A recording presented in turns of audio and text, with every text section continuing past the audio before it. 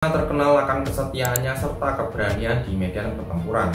Tahun 1936, jumlah pribumi Hindia Belanda yang bergabung di Kenil mencapai 33.000 tentara, atau sekitar 71% dari keseluruhan tentara Kenil. Assalamualaikum warahmatullahi wabarakatuh. Selamat datang di channel Pena Kertas. Sebagian dari kalian pastinya sudah tahu dengan tentara milik Kerajaan Belanda yang bertugas untuk mengamankan serta memperluas wilayah jajahan di Hindia Timur Belanda, yang saat ini menjadi negara kesatuan Republik Indonesia. Tentara kolonial Belanda tersebut bernama Koninklijk Nederlands-Indisch Leger. Dalam bahasa Indonesia berarti Tentara Kerajaan Hindia Belanda atau yang biasa disingkat dengan Kenil. Sebelum Indonesia meraih kemerdekaannya, banyak warga pribumi yang menjadi anggota Kenil ini. Di antaranya merupakan mantan Presiden Indonesia yang kedua, yaitu Jenderal Besar TNI Soeharto, mantan Panglima ABRI Jenderal Besar TNI Abdul Haris Nasution, Sultan Hamid II sang perancang dari Lambang Negara Indonesia, serta Jenderal TNI Urip Sumoharjo, Kepala Staf Umum Tentara Nasional Indonesia yang pertama, dan lain sebagainya. Dalam video kita kali ini yang akan kita bahas adalah bagaimana terbentuknya Tentara Kerajaan Hindia Belanda, serta bagaimana sepak terjangnya sampai di mana negara Indonesia meraih kemerdekaan. Tanpa berlama-lama, langsung saja kita menuju topik pembahasan. Pada akhir abad ke-18, VOC mengalami berbagai masalah keuangan yang mengakibatkan bangkrutnya perusahaan dagang tersebut, bahkan sampai memiliki hutang sebesar 136,7 juta gulden. Ada beberapa faktor yang menyebabkan bangkrutnya perusahaan dagang VOC ini. Di antaranya adalah maraknya praktik korupsi yang dilakukan oleh para petinggi perusahaan, meletusnya revolusi Prancis yang menyebabkan Belanda jatuh ke tangan Prancis di bawah pimpinan Napoleon Bonaparte, serta keterlibatan VOC dalam peperangan di Jawa, Sumatera, dan Maluku juga menjadi penyebab bangkrutnya perusahaan ini karena banyak menggelontorkan biaya untuk berperang. Yang pada akhirnya tanggal 31 Desember 1799 VOC resmi dibubarkan dan diambil alih oleh pemerintahan Kerajaan Belanda. Sebelumnya dalam pelaksanaan untuk mempertahankan serta mengamankan kedudukannya di Nusantara, perusahaan dagang VOC pernah menyewa resimen Württemberg, yakni terhitung dari tahun 1790 sampai 1808, yang berjumlah sebanyak 2.000-an prajurit.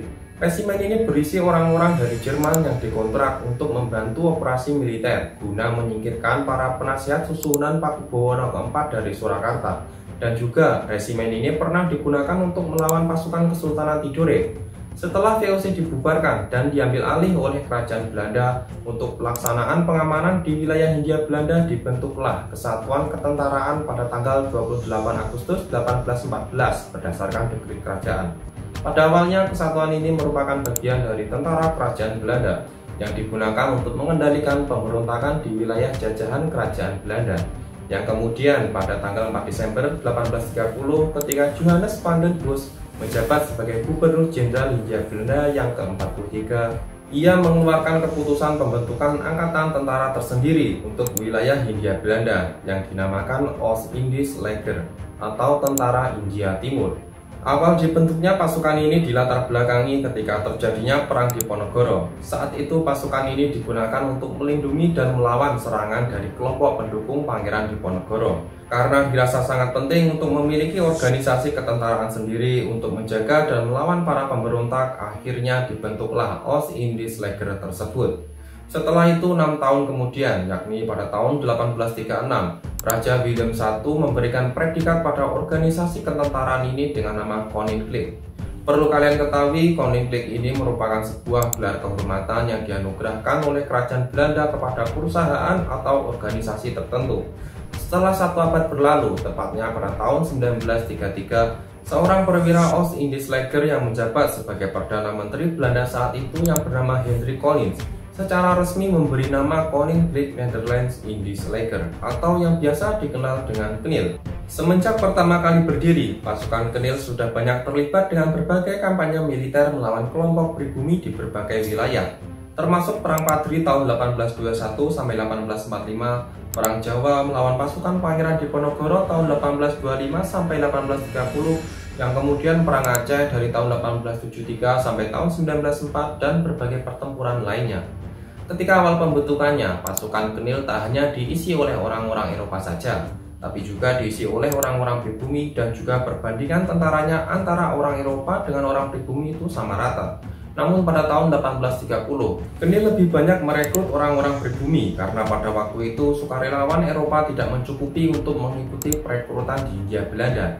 Dan juga dari peraturan yang ditetapkan oleh kerajaan Belanda bahwasanya prajurit yang ikut serta ke dalam anggota Kenil kebanyakan dari orang-orang kelas bawah, bekas tentara Belanda yang tidak disiplin, serta orang yang mendapat hukuman. Selain itu terdapat juga tentara bayaran yang bergabung ke dalam pasukan Kenil.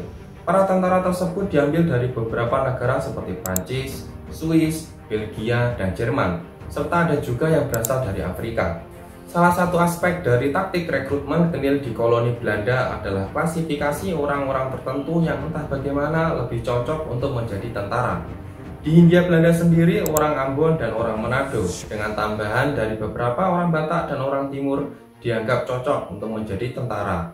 Bersama-sama mereka sering disebut dengan Amboinesen.